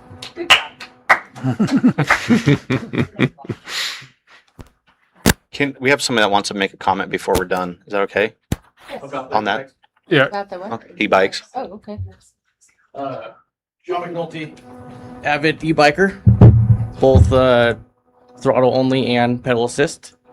I've come up some brainstorming ideas, just ideas. My first idea was kind of like an OSHA class, a 10-hour class that is put on hopefully by the city police, because they're the ones that's going to be enforcing the rules. So, and with that class, after the kids successfully did it, they would be issued, this is just ideas, issued a safe riding certificate.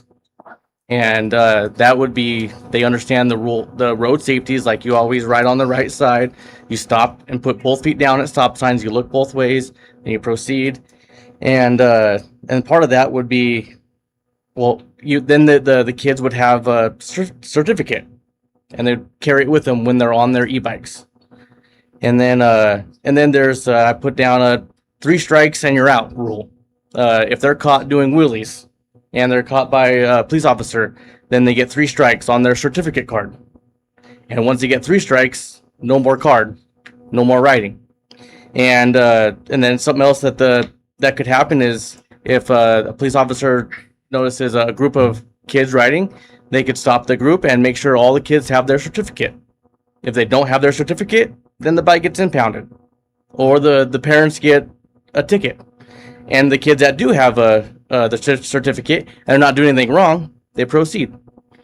And 3 strikes, you're out. And then once the 3 strikes, you're out, then they're riding at their own risk. The parents are letting them ride at their own risk, because once they get caught and they don't have their certificate because it was taken away or they haven't taken the class, then it's getting impounded, it's costing the parents money, and it's forcing the parents to do something about it. Making sure their kid's safe and making sure they're obeying the laws. Like I said, no cert, no ride, and impound. I think there should be an exempt when riding with a parent. I like to go for rides with my kids, and we're kind of in a little group, and I'm teaching my kids the safety of the road. And I feel like, because with the certificate, there's got to be an age group. I don't know what that is, but I've got an 8-year-old that is experienced on a e-bike, and I feel perfectly comfortable riding with him. He knows where to stay. He knows to look over his shoulder every about 10 seconds, make sure there's not a car behind him. And if there is, they pull over and let the car go. We try to stay off the major roads. It's usually the back roads, and we're trying to do everything as right as we can. So that's just suggestions on I don't know how to implement that. I don't know who to rely on to give that 10-hour course, but it's just a food for thought, some ideas, and it would keep all the kids from taking away their joy of riding outside, and it would hopefully get them out of the public's eye of being so negative. And if they got caught doing the stupid stuff, starting outside of traffic, and they got caught by the police, then they get a check mark, an initial, and eventually they will lose their privileges to the ones that are not responsible.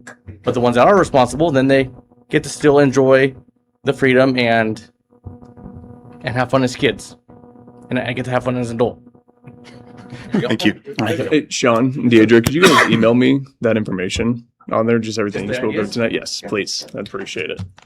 If there's anything that, just like the park and stuff like that, that we can do as a community to help build, help create something for them, reach out. Another thing, 3 years ago, 2023, I approached the city council and I wanted to get a BMX park started up. And I got lots of pushback and lots of, all the air out of my sail was gone. So then I tried to get in 2024 and I had some help. I had Doug at Peddler's Quarter backing me, and then I also had Jeff Phillips also helping me. So it was kind of a 3-man deal, but we just couldn't get the council to buy off on it. Preferably at the point we were wanting to do it on city property. That way it could be a park, and then it's not personal property, no personal liability. I don't know. I mean, someone gets hurt at the park. I don't know what happens for liability, but this BMX park would be the same type of liability. You get hurt, go wash up, or you handle it. But I got lots of pushback, and eventually I washed my hands of the idea. But I think the Sydney BMX Park idea would target that 10 to 15 year age gap age group that they don't have anything to do besides ride e-bikes around and do wheelies all over the place. So, but Force was part of those, but eventually I let that go because it wasn't getting any headway. But that's, if someone else wants to take that on, then I think that's still a good idea. And I'd be willing to help. Can I clarify some of your comments there? Yep. I was on the council then. Yep. We did not tell you you couldn't do it. We weren't against it. We said we didn't like the particular piece of land that you selected where you wanted to put it. And if I remember right, you needed somewhere around $60,000 or something. So I asked for zero money.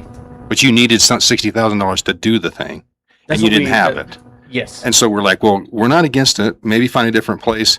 And when you get your money, you can come back. And that's how I remember it. I don't think we were shutting it down. But No, not shutting it down. Just, Okay. in my opinion, creating obstacles that were kind of hard to obtain. Okay. One of the feedback I got was come up with funding before I was granted a location. And then once I got home, I'm thinking to myself, how am I going to go get grants or apply for grants and ask for donations if I don't even have a place I want to build it? Okay. So it's kind of just an idea, and so that's when I'm just like, yeah, it's. But at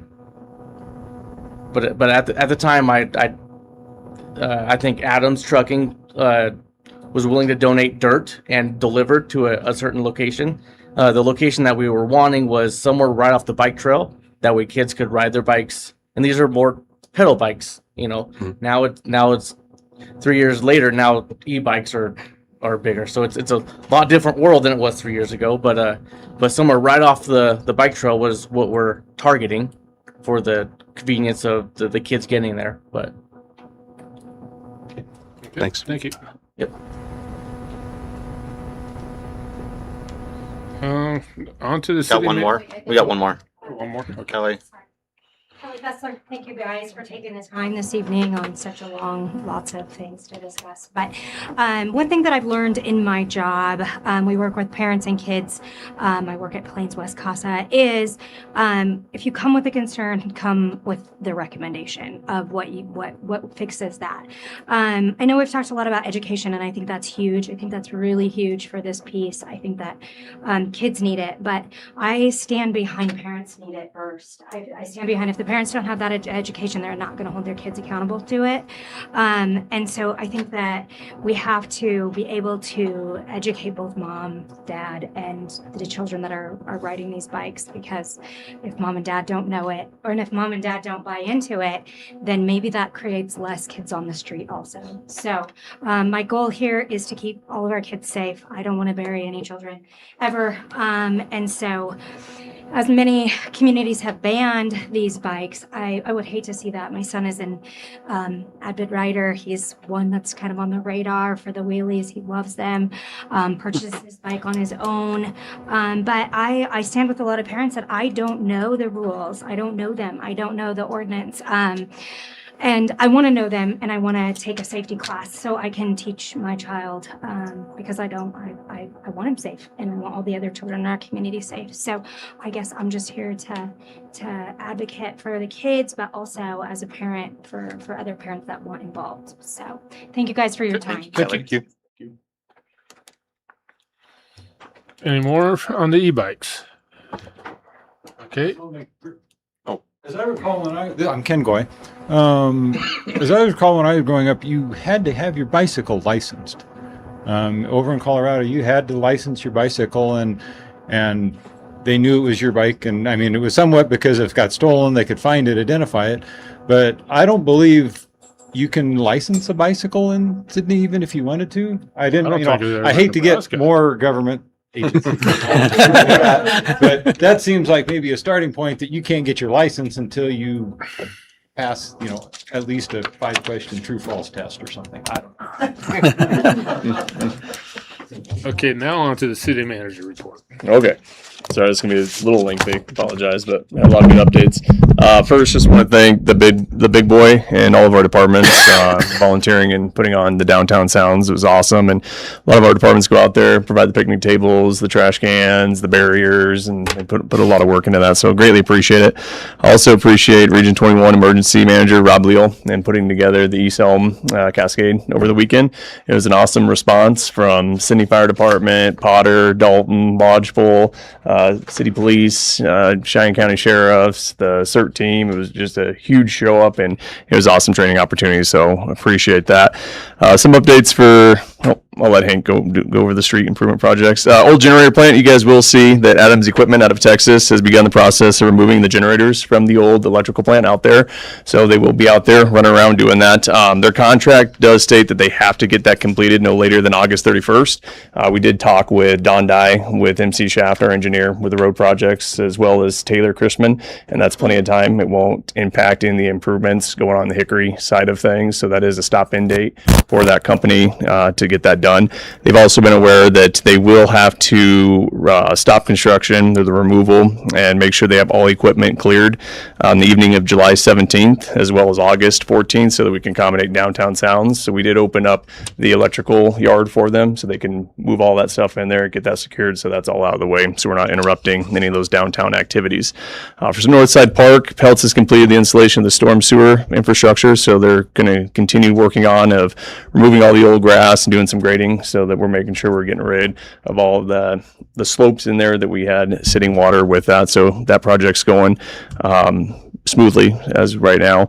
I also did submit additional funding requests to the Susan and Walter Scott Foundation to further support the cost of the potential splash pad when we go out to rebid, if that does come in still a little higher than what was initially expected. So we did put in a $200,000 grant request for that.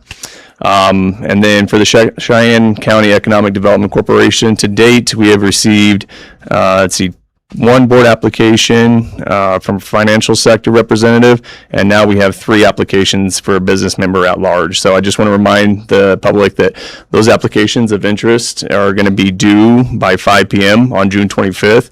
We have a meeting currently scheduled with all the board members for June 29th so that we can review those applications, and then recommendations from the standing board will be forwarded on to the county commissioners for consideration on July 6th meeting, and then city council for consideration on July 14th.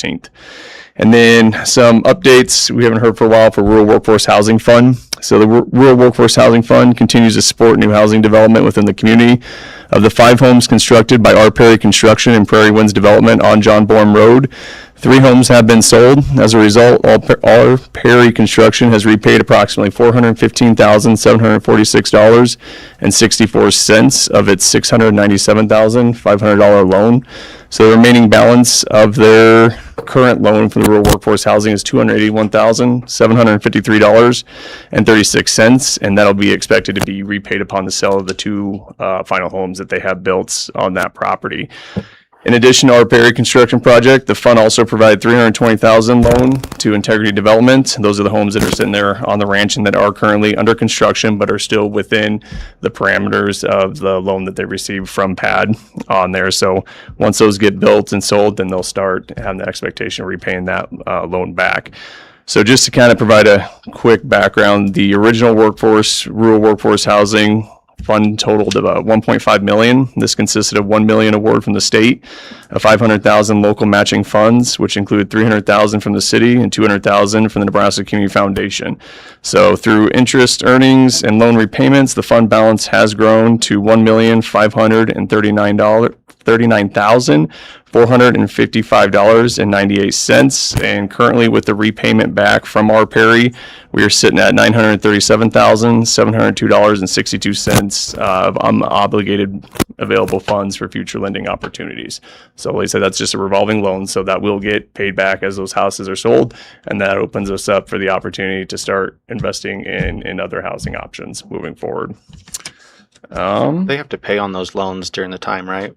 Yes, they do. So it's a 2% interest at the first 18 months, and then it goes up from there if that is not paid off. But they went ahead and paid off the interest and principal all at once for all three of those houses. Yep, and that's all coordinated through PAD, who administers our rural workforce housing loan program. So, yep. That's all I have. Hey, Josh, did you want to, do you have anything to add on that brownfield deal? Oh, yes, I'm sorry. Yeah, I should add that. So Vice Mayor Kirkman and I met with Brownfield 2 weeks ago now. Yeah. On there and figure out some awesome opportunities. So I know we've had conversations with the Sydney Housing Authority as far as what we can do to revitalize the Sioux Villa up there and establish more newer multifamily housing. And one of the things that we met with on Brownsfield on the state side of FEMA as well as on the federal side of FEMA is that there is a $20,000 grant that's an ongoing competitive grant through the state that we could utilize for the testing portion of the existing buildings that we have there, as well as the ground that's currently sitting there. So from my understanding, one of the things that stopped any projects from continuing up at Sioux Villa was the fear that there was lead or other hazardous material that was buried under that local area. With it being an Army barracks and talking with them, we're probably sure there's some lead and asbestos side of things. Outside of that, we don't expect there's anything too hazardous in there. But with that grant, they would come in and provide that testing for us and then sending that back to the lab. And then there's an additional, I think it was up to $500,000 on the federal side with FEMA, that if those results did come back in, then we could utilize that grant to help out with the safe demolition and mitigation of those properties, if that's the route that we go. I think right now 13 of those units are currently occupied on there through the Sydney Housing Authority. So we've been working hand in hand with Brett sitting on the Sydney Housing Authority, talking to different organizations such as FEMA to identify some of the barriers that we've seen, which a lot of it was the environmental testing and how we could pay for that. We still have a significant amount of money of LB 840 that's been designated through the Northside Park that originated in 2018 that has not been touched, that we could potentially utilize if that's the direction Mayor and Council would like to go, to help and incentivize a developer in there to come and build more multifamily affordable housing in that area. So just very preliminary conversations, but we're starting to kind of connect the dots to different organizations that could help us in prioritizing that and funding that, so that we can get some of those buildings new and kind of take away some of the eyesore of the vacant properties that have been sitting up there for quite some time now. Thank you for. Well, thank you. You covered it. Thank you. Kim, do you got anything? Just the farmer's market officially starts this Saturday at 8:00.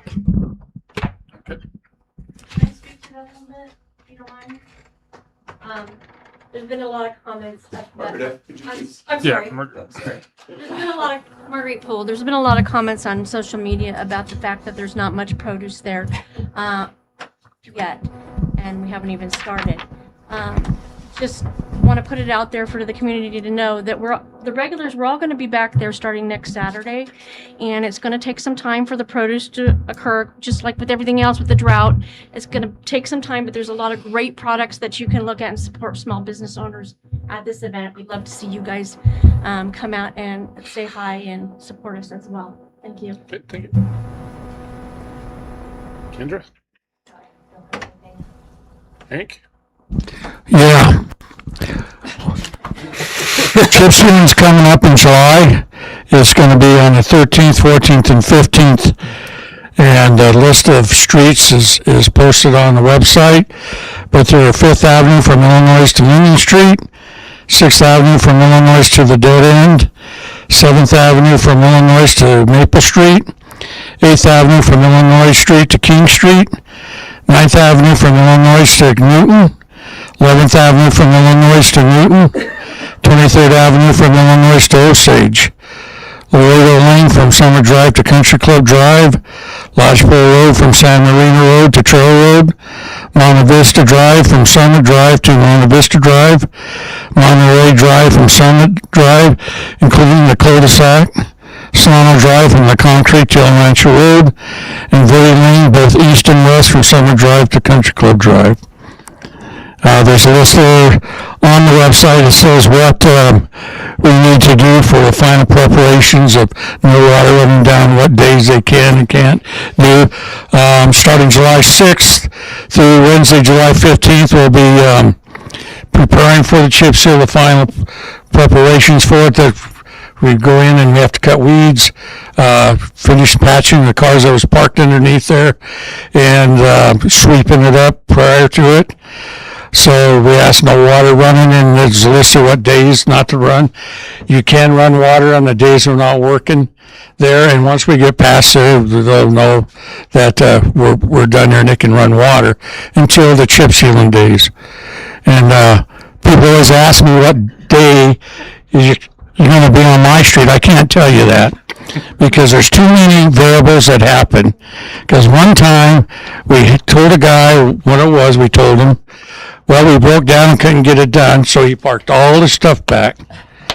And he could tell we hadn't been there, so we had to call him back, and wasn't a very good, pleasant conversation with the police or us. And we're not going through that again. Let's put it that way. So I can't tell you what day. Too many variables you could break down. We could go to a street and somebody watered anyway, so we can't do it. And we got 2 street projects in progress right now.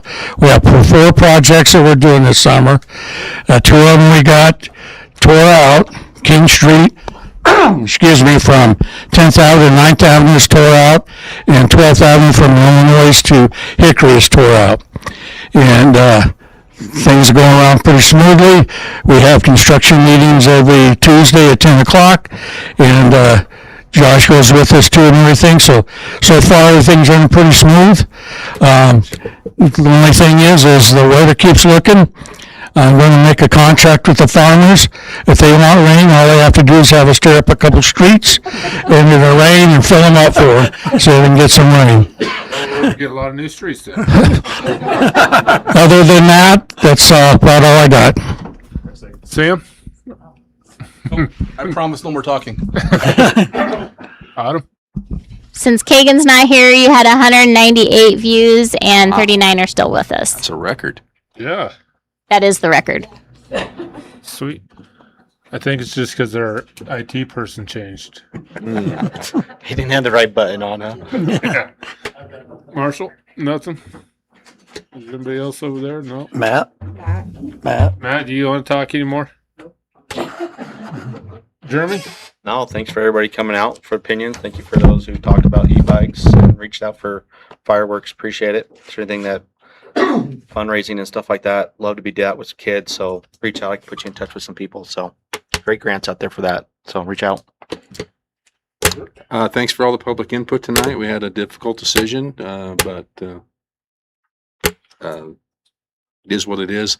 I just ask people to, if you could use some common sense when you're lighting off fireworks, we'll all be in a better place. So, Well, sorry, Mr. Mayor, for being a little late. couple minutes, but thanks for letting me in. Do appreciate that. So, and yeah, thanks for everybody coming out. Rob? Nothing. Yeah, I want to say thank you for everybody for their input and everything, and I hope we reached a fair. I know there's people that wanted it banned, but I hope we reached fair for everybody. Thank you. Can I get a motion for meeting adjourned? So moved. Second. Radcliffe, Yes. Lee, Yes. Kirkman, Yes. Coons, Yes. Sondergaard. Yes. Meeting adjourned at 7:29.